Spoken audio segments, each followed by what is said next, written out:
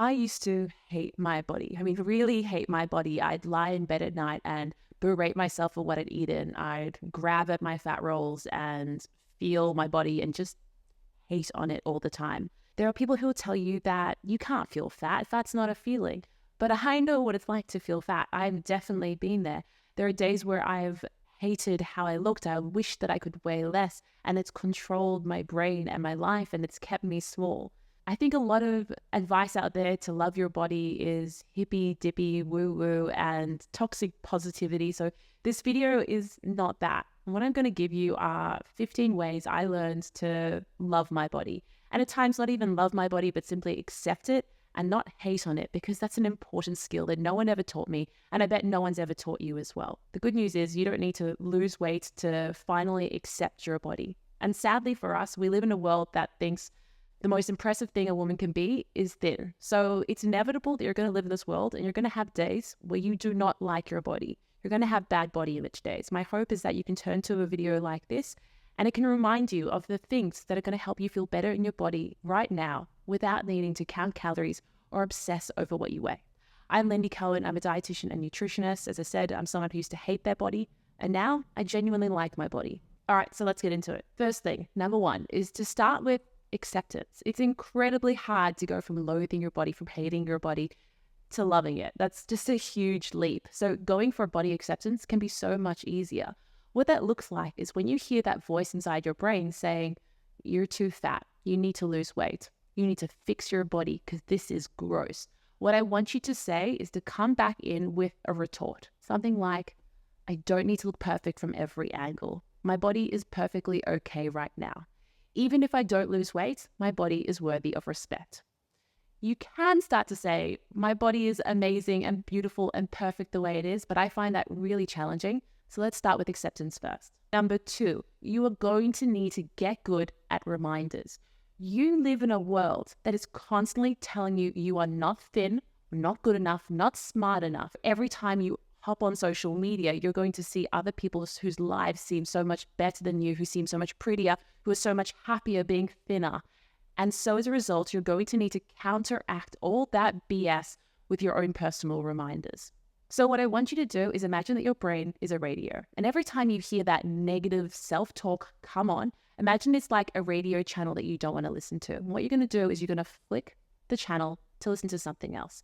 And then when that negative voice comes back in, you go, you notice it, and you're going to flick the channel again. And we just keep changing the channel and switching off that negative voice. What you're going to find if you keep doing this approach is that voice gets softer and softer and softer. Or at least you get quicker at noticing when that negative voice is speaking. Of course, you can come in with those reminders like my body is perfectly okay the way it is, and that's going to be helpful. But in the first instance, just imagine we're going to switch off that negative thought and get good at those reminders. I have something called my body confidence playlist. It's what I listen to on days where I am not feeling good in my body. I'll leave a link to it down below so you can listen to it, and it really can change your perspective in your body. Number three is to follow models with your body type on social media. And I know people are going to say this seems like a vanity thing to do, but honestly, it's helped me so much. Just seeing other people who I can look at, for fashion inspiration, or people who feel comfortable in their body when they look like me, that is such a relief to see. And with that fills my social media feed, it definitely makes me feel a whole lot better in my body compared to what I was doing before, which was following people who had a body type I could never attain or maintain. And that was making me feel like really awful about my body. Follow, opt in to more people. If you know someone, a model, an Instagram person who you like following, who makes you feel good in your body, leave a comment down below and share their details so that everyone can start to follow people of different sizes. Number four is to consider that you might not see yourself clearly. Now, have you ever looked in the mirror and thought, I look pretty cute today? And then as you were leaving your house, you caught yourself in the reflection of a storefront window and you thought, I look like a constipated pigeon. If you've ever had a moment like that, then it's proof of the fact that you don't actually see yourself clearly. And that's a really important thing to note. Body dysmorphia is something that affects a huge number of people. Remember this, how you look in different mirrors is going to change based on whether or not it's leaning up against a wall or how that mirror was formed. How you look in different cameras is going to change depending on the lens that you're using. If you have a moment where you start to hate your body, question yourself. Go, am I seeing myself clearly right now? Because there's a good chance that body hate is clouding your judgment, meaning that you can't actually see yourself the way that others see you. If you're sick of struggling with your body image and your weight, then please give my book, Your Weight Is Not the Problem, a read or a listen. It's giving you concrete ideas to help you go from body hating to feeling comfortable in your body, to no longer struggle with your weight. It's a no diet guide to help you build healthy habits that actually stick and learn to like your body in the process. And if you want to listen to the first chapter, I'm giving it away for free, so click the link down below and you'll find it. Number 5, you need to clean up how you talk about yourself to yourself. It's so important. It doesn't matter how many times people tell you you're beautiful, your body's perfect the way it is. If you don't believe it, if you don't tell yourself those things, it's never going to be true for you. This is like what I was saying with listening to that radio station. We need to change the way you talk to yourself and what you hear. Now, if you were raised in a family or around people who are constantly criticizing you or telling you that you needed to lose weight or that you weren't right, I know this is incredibly hard because their words have become your inner dialogue, but you can retrain it. The first thing, of course, you need to do is become aware when you are using that voice and saying these negative things and decide that that negative voice isn't actually helpful. It's the problem. Number 6, this is actually a bit of a fun one, but I want you to do a closet cleanse.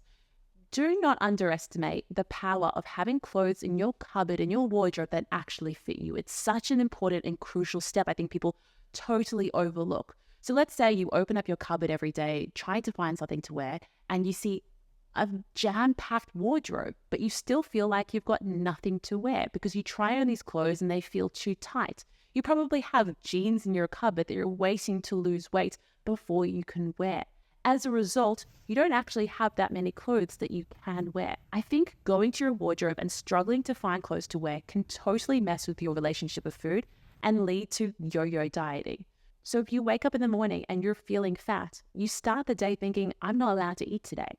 I have to try and be good. I have to try and restrict. And all that ends up happening is you keep getting stuck in that same old cycle of restricting during the day, binge eating or overeating in the afternoon, lying in bed at night, wishing you could do better tomorrow. So starting your day right by having a cupboard filled with clothes that actually feel comfortable for you, that you do not need special underwear to wear, is very important. And here's something I learned the hard way. I found when I did a cupboard cleanse that I was actually buying clothes that were in the wrong size. It's almost like we get attached to the size of clothing we want to be instead of what we actually are. Even though we know that clothing size is completely not standardized. And so you go from shop to shop and you think you're a size 14, but it's completely different 14 at every shop that you go to. So rather than shopping for a size, I want you to shop for your body. I like to personally size up. And what that means is even if I feel bloated or if it's nighttime and my body's just bigger than it normally is, I still feel comfortable in my clothes. And that brings me on to number 7, which is don't buy clothes that you need to lose weight to wear. This is such an expensive, bad habit to get yourself into. And if you do currently have a closet filled with clothes that are too small for you, what I do is I get boxes and I put them away and I label what size they are. And I actually put them above my cupboard so that when I go to get dressed in the morning, having clothes that are too small is not going to trip me up. Here are a few shopping tips that I learned the hard way.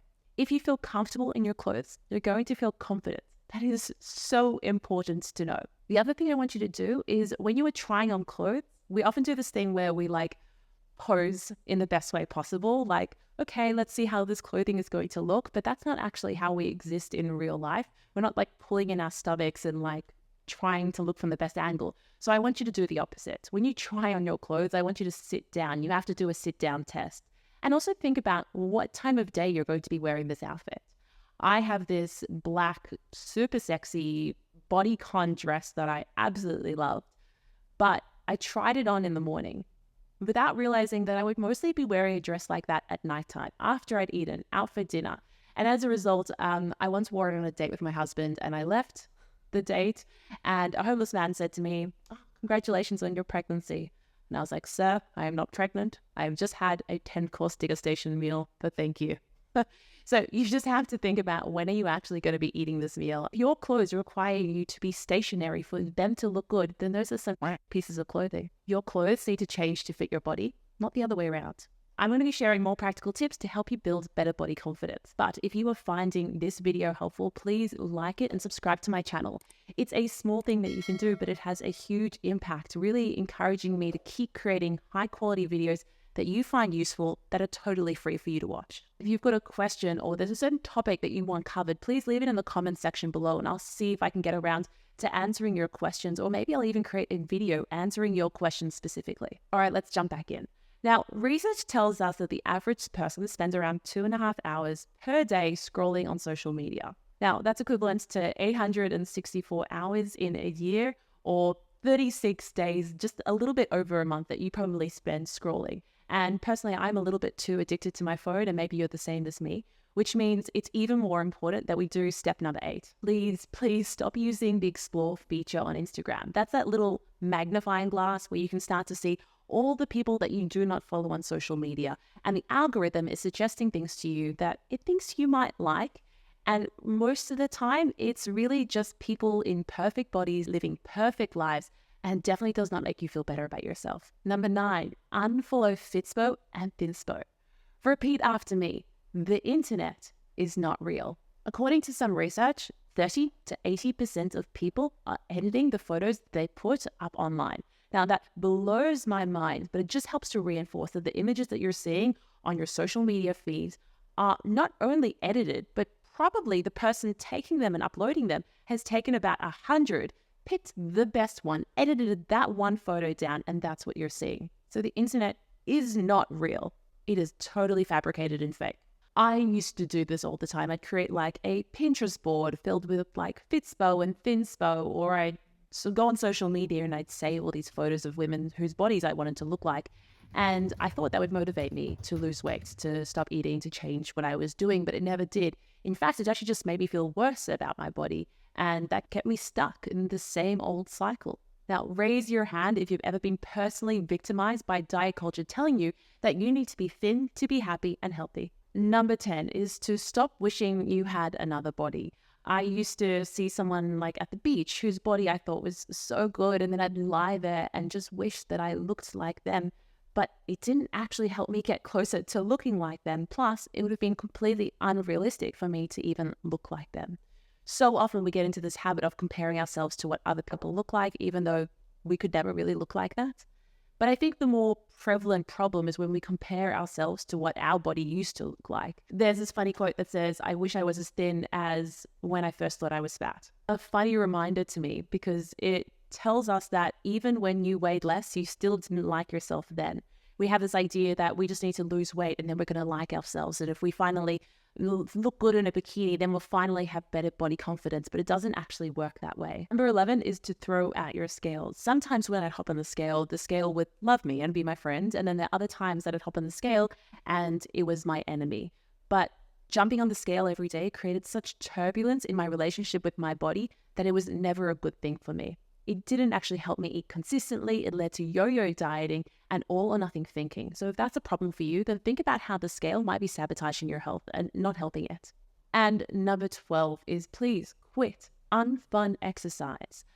I used to try and stay within my fat burn zone or my heart rate zone. And now these days I only have one exercise goal, and that's to stay within the enjoyment zone of my exercise. So exercise has to be enjoyable. It has to be fun. Otherwise, you're not going to do it. And when I find that I'm exercising in a way that's enjoyable, my body image is so much better. I'm sleeping better. My mood is more stable. It has so many benefits. One of the big challenges is that we keep attaching exercise to losing weight. And as a result, we're missing out on all the excellent benefits that come with enjoyable movement. Number 13 is to realize that you actually take better care of things that you like. Now, imagine you had a handbag that you really, really hated. It was like this old piece of crap that you just I really got to replace this.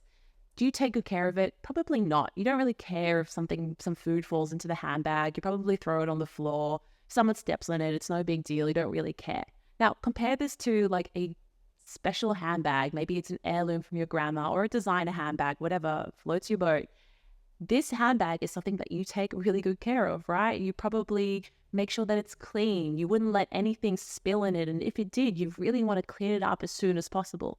Now think about this drawn out analogy like your body. So why don't you try talking more kindly to yourself, and you're going to find that probably it's a whole lot easier to take good care of yourself. And that flows on beautifully into point number 14, which is to compliment others. When I had the worst body image, I would walk on the street and I would see other women and I would look them up and down. Made me feel really insecure. Now what I do is I really try and see the things that I like in others, and then I tell them about it. I compliment them. It doesn't have to be a compliment on their appearance either. It can just be you smiling at them or telling them that you really like their style. By doing this, it helped them realize that I am on their side, and it helped me realize that they're on my side too. They're not my competition, and I'm not theirs. Point number 15, something that helps tremendously, is to reconsider who you spend your time with. These days, I'm very fussy about who I let in my inner circle of friends. So being insecure and judgmental to other people is not allowed. But instead, I have a group of friends who support me, who support themselves, who like themselves. And as a result, I have a much better body image. So if you'd like more help feeling confident and comfortable in your body, then I'll leave a link down below to get my body confidence toolkit. It's everything I wish I knew when I was struggling with my body, and it'll help you feel happier in your body instead of wishing you looked like someone else. Anyway, thank you for watching today's video, and I'll see you next week.